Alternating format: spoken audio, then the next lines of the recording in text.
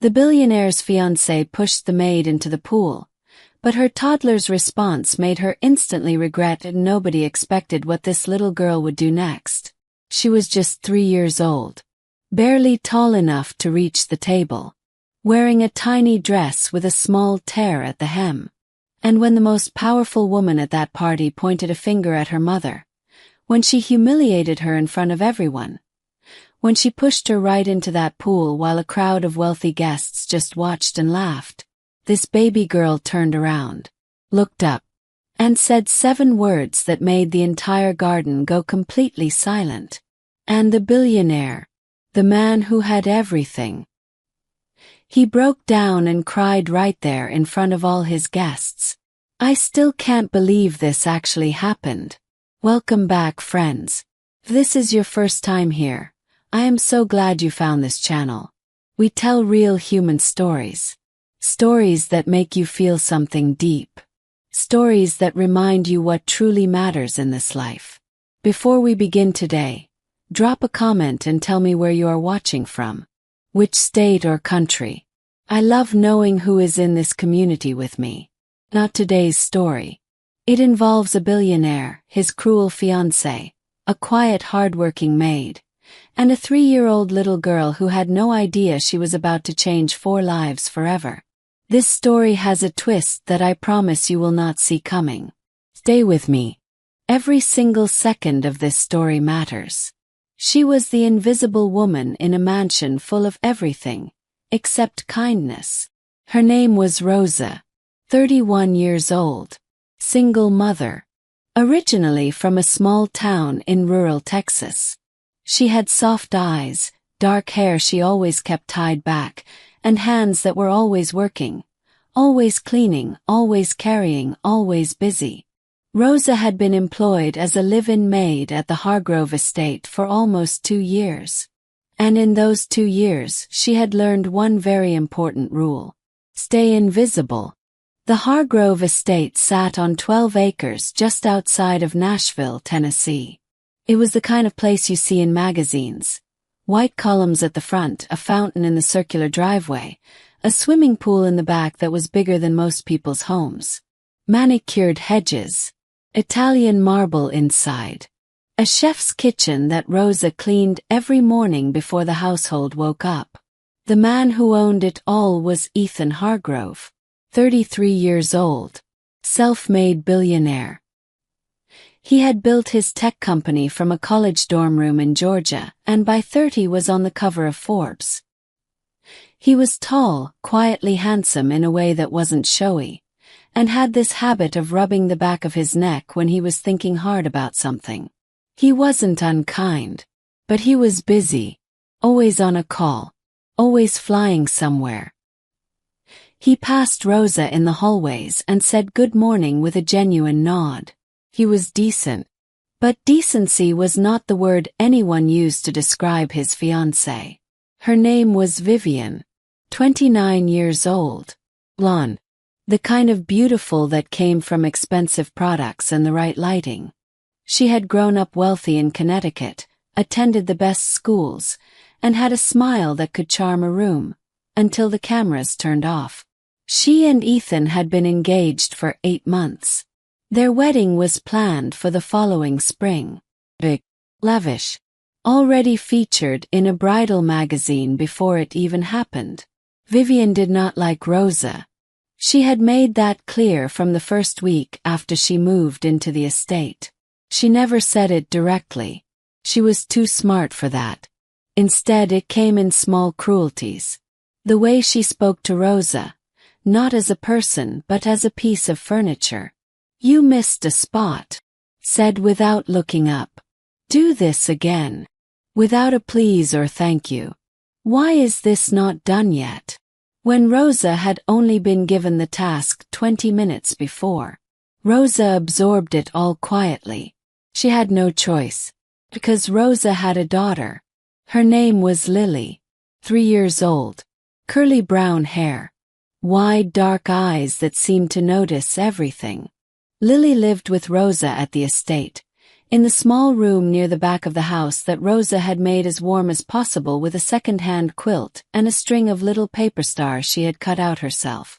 Lily was not allowed in the main areas of the house. Vivian had made that rule very clear. "I don't want a child running around breaking things," she had told Ethan. And Ethan, who trusted Vivian's management of the household, had agreed. So Lily spent her days in that back room, or in the small patch of garden near the staff entrance, playing quietly with the few toys Rosa had brought from their old apartment. A stuffed elephant, a set of plastic stacking rings, a little picture book with animals in it that Lily had memorized so well she could recite the words herself even though she couldn't quite read yet. Every morning, Rosa kissed Lily's forehead before the household woke up and whispered, "Mama's right here. I'm always right here." And every evening after her work was done, she would sit on the floor of their little room and hold Lily close and read the animal book one more time. Even when her feet ached, even when her hands were raw, even when the day had been hard and Vivian's voice still rang in her ears, she held on, because Lily was her whole world. 2 months before the story changed forever, Ethan's assistant came to Rosa and told her something that made her nervous immediately. The estate would be hosting a large outdoor garden party for Ethan's 33rd birthday. Around 80 guests. Business partners, investors, old college friends, family members. Catering would be brought in, but Rosa would be expected to manage the household staff and assist throughout the evening. It would be the biggest event she had worked since joining the estate. "You'll manage fine," the assistant said with an encouraging smile. Rosa nodded. She would manage. She always managed. But something inside her felt uneasy. Maybe it was the way Vivian had been lately. More irritable, more demanding, more sharp-edged than usual. Ethan had been traveling for 3 weeks straight and would only return the evening of the party. Vivian was stressed about the planning, about appearances, about everything being perfect. Stressed people with power and no empathy. That combination worried Rosa deeply. She tucked Lily in that night and whispered an extra prayer. She didn't know yet how much she would need it. The party looked like a dream, but Rosa could feel something was about to go terribly wrong. The evening of Ethan's birthday party arrived warm and golden. Late July in Tennessee. The kind of evening where the sky turns this deep amber color and the fireflies start blinking at the edges of the garden just as the sun goes down. The estate looked breathtaking. String lights hung between the trees. White linen covered the long tables. The pool glowed pale blue in the center of it all, surrounded by candles and flower arrangements that had cost more than Rosa made in a month. Guests arrived from 5 o'clock onwards. The driveway filled with expensive cars. Women in elegant dresses. Men in blazers with pocket squares. The sound of laughter and clinking glasses drifted through the warm air. A small jazz band played near the fountain. Rosa moved through all of it like a quiet river, present but unnoticed, directing the junior staff, making sure the appetizer trays were refilled, checking that the extra ice was stocked, smoothing over small problems before they became visible ones. She had arranged for their neighbor's teenage daughter, a kind girl named Maya, to sit with Lily in the back room for the evening with snacks and a movie. Lily had kissed Rosa's cheek and said, "Pretty mama," touching Rosa's simple black uniform blouse, and Rosa had smiled and said, "Thank you, my love." Ethan arrived at 6:15, coming straight from the airport. He walked through the garden greeting guests with the easy confidence of someone who genuinely enjoyed people. He caught Rosa's eye at one point across the crowd and gave her a brief thankful nod, the way he sometimes did when things were running smoothly. Rosa nodded back and continued working. Vivian was radiant that evening. Silver dress. Hair perfectly done. She held Ethan's arm and laughed at the right moments and said all the right things. To the guests, they were the golden couple. Perfect. Happy. Ready to begin their perfect life together. But Rosa noticed things that guests did not notice. The way Vivian's jaw tightened when Ethan laughed too long with an old female friend. The sharp look she shot across the garden at nothing in particular. The 2 glasses of champagne she drank in the first 40 minutes. The way her eyes scanned the garden restlessly even while smiling. Around 7:30, a small crisis happened in the kitchen. One of the hired catering staff had knocked over an entire tray of desserts and the replacement supply was missing. Rosa rushed to handle it, making calls, problem-solving quickly. In the chaos, she forgot to check on Lily. When she finally stepped away from the kitchen crisis at 8 o'clock, Maya was standing near the staff entrance looking nervous. "Ms. Rosa," she said quietly, "Lily wanted to come find you. I tried to keep her inside but she slipped out." "I'm so sorry." Rosa's heart dropped. She moved quickly through the garden, scanning between guests and tables and staff. Her eyes darted toward the pool area, the most dangerous spot. The lights, the crowd, her 3-year-old somewhere in all of it. She found Lily near the edge of the pool terrace, standing very still, clutching her stuffed elephant, looking at the lights in the water with those enormous curious eyes. In touch. Just watching the pretty lights. Rosa reached her in seconds and crouched down. "Lily, baby, come with Mama." She picked Lily up and turned to carry her back inside. And that is when Vivian saw them. The crowd had thinned slightly near the pool area for a moment. Vivian was standing not 15 feet away with 2 of her friends from Connecticut. She saw Rosa. She saw Lily. And something changed in her face. Rosa saw it happen. That jaw tighten. That look.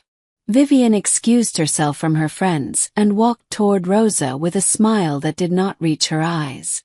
"What is doing out here?" Vivian said. Quiet enough that only Rosa and the people closest could hear. But sharp as glass. "I'm sorry, Ms. Vivian." She slipped out. "I'm taking her back inside right now." "I gave you one instruction about the child," Vivian said. Her voice was rising slightly now. "One. And you couldn't even manage that." "I'm sorry. It won't happen again." "Sorry doesn't fix it." Vivian stepped closer. "I don't know why Ethan keeps you here.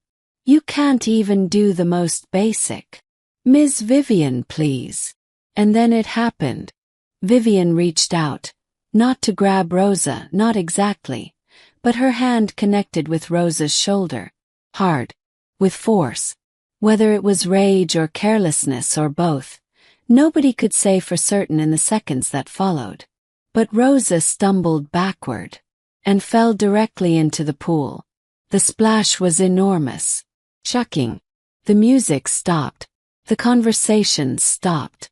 Every head turned. Rosa came up gasping, soaking wet, her uniform drenched, her hair plastered to her face, and she was looking for one thing immediately. Lily. Where was Lily? The crowd went silent, but what the 3-year-old did next stopped everyone's heart. Lily had not fallen in. When Rosa had stumbled backward, some instinct, or perhaps simply the loosening of Rosa's arms in the shock of falling, had caused Lily to land on the pool deck. She sat there on the wet stone, her stuffed elephant in her arms, completely dry. She had bumped her knee. It was probably red. Her eyes were wide with confusion and the beginnings of fear. She looked at the pool. She looked at the water where her mama had just disappeared. And then Mama came up, gasping, splashing, wet, and Lily could see she was okay. Rosa was already grabbing the pool edge, pulling herself toward the steps. The garden was frozen. 80 guests standing in complete silence. Staff frozen in place. The jazz band had put down their instruments. Every single eye was on this moment. Vivian stood at the edge of the pool with her champagne glass still in her hand. And on her face was something complicated. Surprise, maybe the first flash of something like fear, but then her chin lifted slightly. Her shoulders squared. She was not going to be embarrassed at this party. Not tonight. She opened her mouth to say something. And that is when Lily stood up. 3 years old. Teeny. One knee scraped and red. Stuffed elephant held tight against her chest with one arm. She stood up on those little legs and she walked. Steady, deliberate, serious in the way only very small children can be serious. Toward Vivian. The crowd instinctively parted slightly. The way crowds do when something unexpected is moving through them. Lily stopped right in front of Vivian and looked up. Vivian looked down. And Lily said, in the clearest, purest 3-year-old voice, loud enough that the silent garden carried it perfectly to every single person standing there. "You hurt my mama." 5 words. Not 7. 5. But they landed like a stone dropped into still water. And the ripples went everywhere. Nobody moved. Nobody said a word. A woman near the back of the crowd put her hand over her mouth. Vivian blinked. Her champagne glass lowered slightly. Whatever she had been about to say, whatever composure she had been gathering, it evaporated. Because you cannot argue with a 3-year-old standing in front of you with a scraped knee and a stuffed elephant who just told the truth in front of 80 people. Rosa had reached the pool steps now. A staff member rushed to help her, wrapping a towel around her shoulders. She was dripping, shaking slightly. Not from cold, the evening was warm, but from shock and humiliation and fear of what was coming next. She looked up and saw Lily standing in front of Vivian. Her heart nearly stopped for a completely different reason. "Lily," she started to call out. But then she heard a sound that she hadn't heard in years. From somewhere behind the crowd. The sound of a man crying. Not sobbing. Not dramatically. The quiet, cracked sound of a man who has just seen something that broke something open inside him. The sound of someone whose chest has just collapsed inward around a realization. The crowd turned. Ethan Hargrove was standing at the back of the garden. Nobody had noticed him leave the group he had been speaking with near the fountain. Nobody had seen him walk toward the pool area. He had seen everything. From Vivian's face when she spotted Rosa, to the sharp words, to the push, the unmistakable witnessed push, to Rosa going into the water, to Lily falling on the deck, to his 3-year-old guest's tiny daughter standing in front of his fiancée saying 5 words that were more honest and more powerful than anything spoken at his party all evening. His eyes were wet. His jaw was working silently. He looked at Vivian.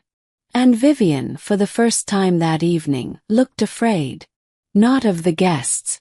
Not of embarrassment. Afraid of the look on Ethan's face. Because it wasn't anger. Not yet. It was something worse. It was the look of a man who has just realized he does not know the person he is standing next to. It was the look of recognition. The slow, terrible recognition of a truth that had been there all along and that he had chosen, perhaps unconsciously, not to see. He walked through the crowd slowly. He crouched down in front of Lily first. He looked at her scraped knee. He looked at her face. He said something very quietly to her, so quietly that even the people nearest couldn't hear it. And Lily looked at him for a long moment with those enormous eyes and then held out her stuffed elephant toward him. The way children offer their most precious thing to someone they sense needs comfort. Ethan's breath came out ragged. He gently touched the elephant's ear, not taking it, just acknowledging it, and nodded at Lily with deep gravity, the way you nod at someone who has just said something profoundly important and true. Then he stood up and looked at Vivian. "We need to talk," he said. And the 3 words were so quiet and so final that half the garden heard them and the other half felt them.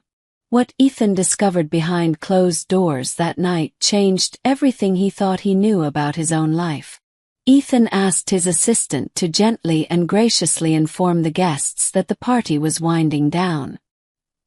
He thanked people personally as they left, shaking hands, embracing old friends, making it seem composed and normal even though everyone who had been standing near that pool knew that the evening had fractured into something unrepairable.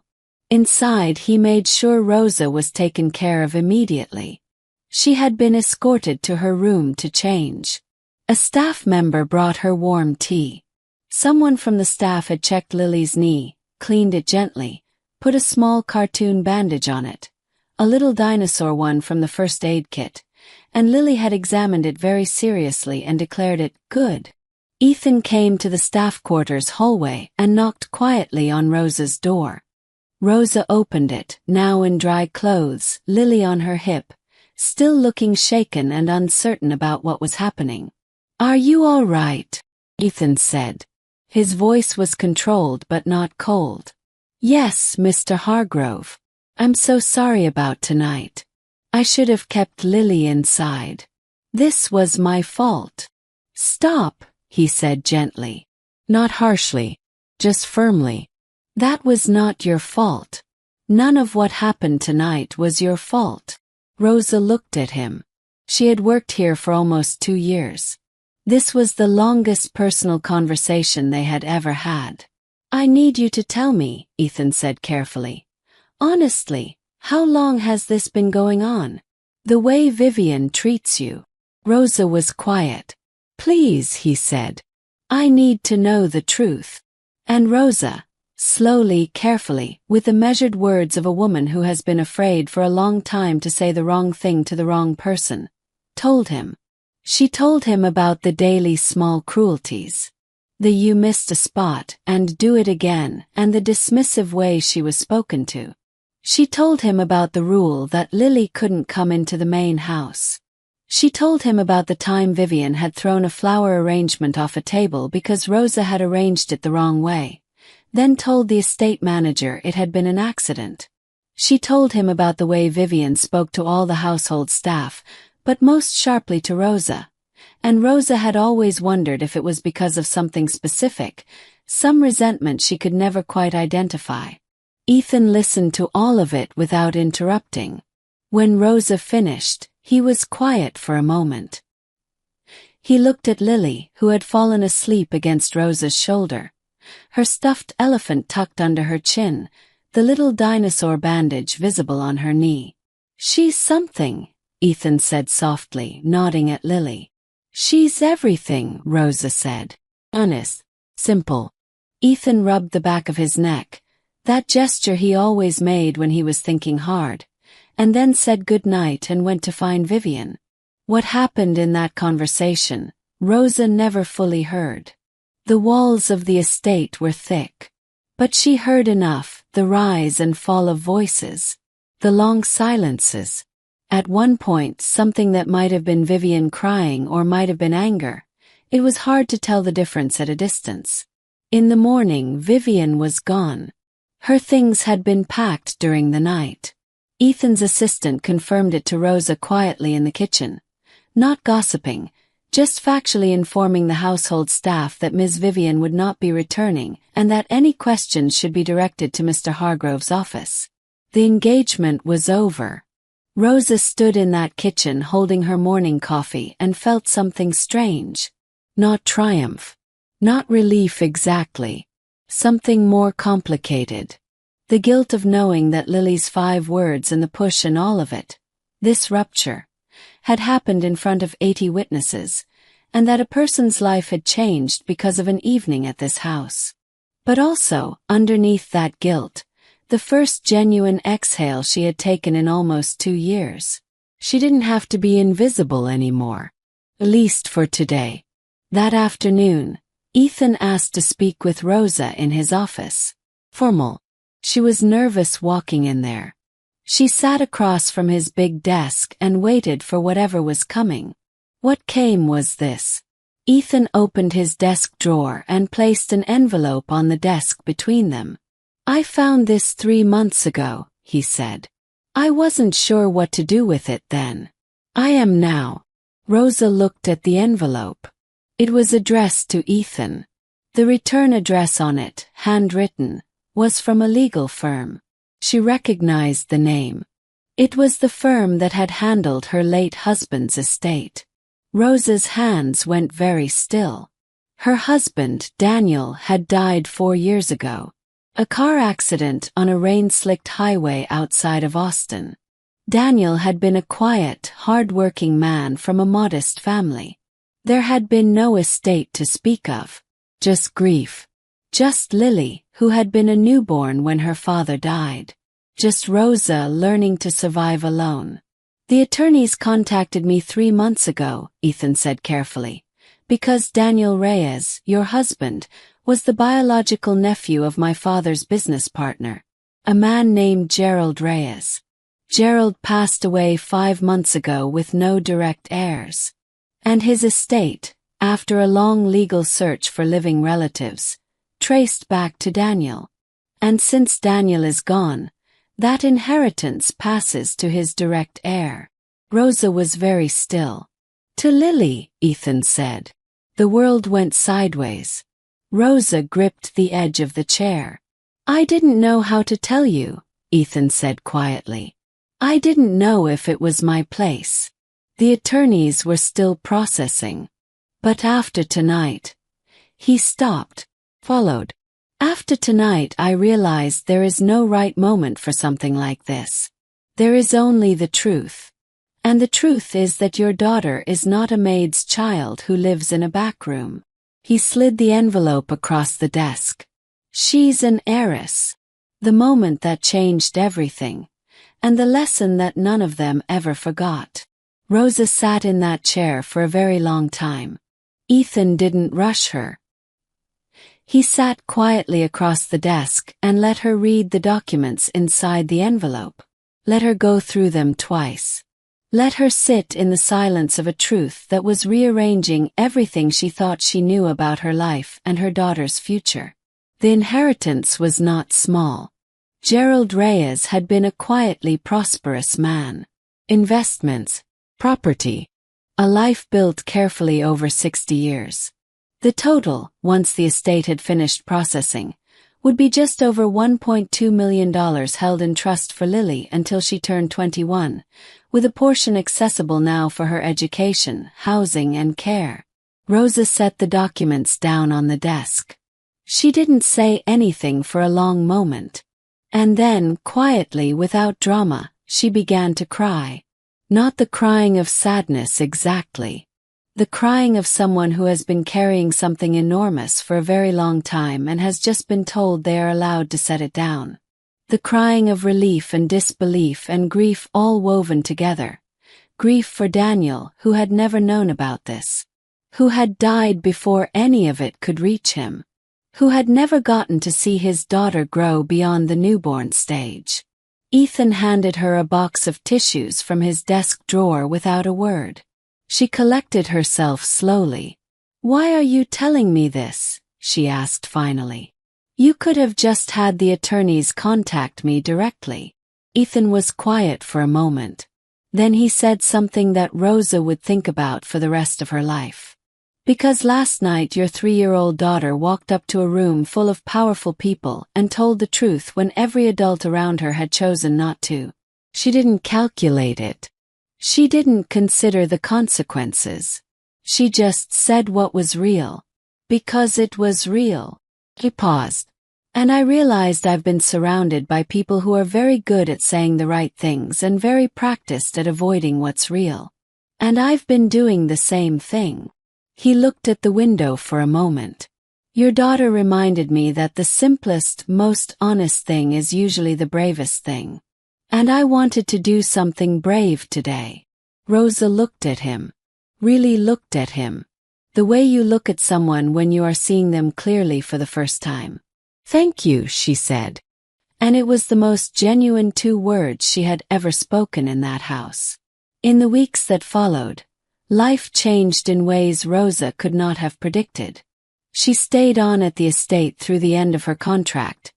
Not because she had to, but because she wanted to. Ethan had apologized to her formally and to the rest of the household staff, something that a man of his position didn't have to do and that every one of them noted and remembered. The household felt different without the sharp edge of Vivian's presence. Lighter, more human. Rosa found a beautiful little apartment in Nashville, just big enough for her and Lily, with a tiny backyard where Lily could run in the grass in the mornings. She enrolled Lily in a wonderful little preschool where Lily immediately made 3 best friends and informed Rosa every day about what had happened at circle time with the intensity of someone reporting important news. Rosa began taking online courses in the evenings, something she had always deferred. Business management. She had a plan forming in her mind slowly, carefully, the way plans do when you finally believe the future is a place you are allowed to build something in. Ethan, for his part, spent that autumn doing something his advisors thought was unusual. He began a series of reforms inside his own company, looking at how lower-level staff were treated, who was invisible, who was brilliant and overlooked. He hired a full-time employee experience director and created an anonymous reporting system for workplace mistreatment. He couldn't undo everything, but he could build something better from where he stood.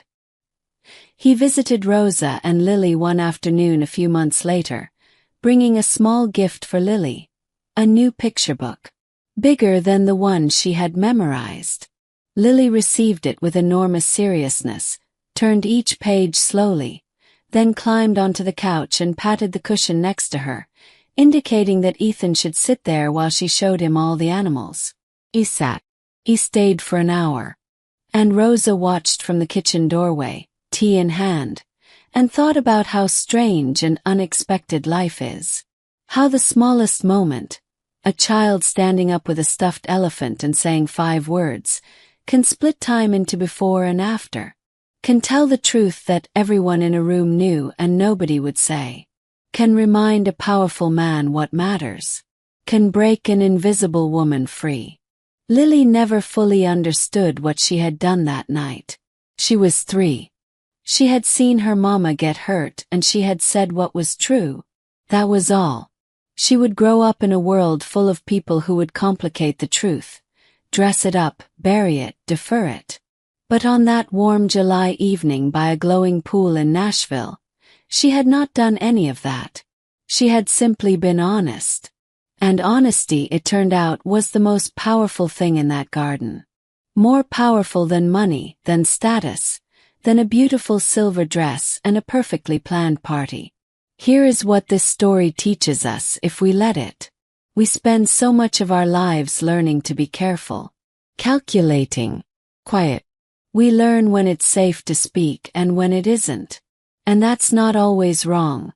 Survival requires judgment. But somewhere in all that careful calculation, we can lose the instinct for simple honesty. The kind a child has before the world teaches her otherwise. Sometimes the bravest, most powerful thing in the room is the person who simply says what is true, without hesitation, without strategy, without fear. And sometimes that person is 3 years old and holding a stuffed elephant. Don't ever underestimate what simple honesty can do. Don't ever forget what matters. And never ever make the mistake of thinking that invisible people don't see everything. They do. If this story touched your heart, if it moved something in you, please give it a like. It genuinely helps this story reach someone who needs to hear it today. Subscribe if you want more stories like this, real, human, emotional stories that remind you what life is really about. And share this one with someone you love. Because sometimes the most powerful thing you can pass on isn't advice or wisdom. Sometimes it's just a story. And sometimes, a story is enough to change everything.